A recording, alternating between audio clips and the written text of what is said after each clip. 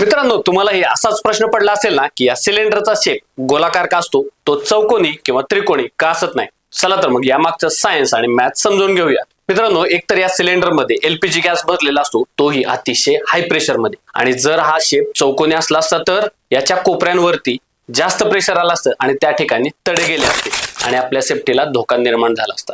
पण गोलाकार शेप असल्यामुळं यातलं प्रेशर सगळ्या बाजूंना इक्वली डिस्ट्रीब्यूट होतं. मित्रांनो, गोलाकार सरफेस वरती कोणताही वीक पॉइंट नसतो. म्हणूनच तर पाण्याखाली पाण्यामध्ये चालणारी सबमरीन, उंच अवकाशात उडणारे रॉकेट यांचा शेप ही असाच दंडगोलाकार असतो. याच्या मागचं सायन्स समजलं असेल तर आता मॅथ समजावून घेऊया. मित्रांनो, दंडगोलाकार हा असा एक शेप आहे, कमी सरफेस एरियामध्ये जास्त व्हॉल्यूम मावतो आणि हा सिलेंड्रिकल शेप बनवण्यासाठी कमी मेटल, कमी वजन आणि पर्यायाने कमी खर्च लागतो. थोडक्यात काय मित्रांनो, सायन्स आणि मॅथ्स मिळून आपली सेफ्टी ठरवतात. कसा वाटला व्हिडिओ कमेंट करून नक्की सांगा.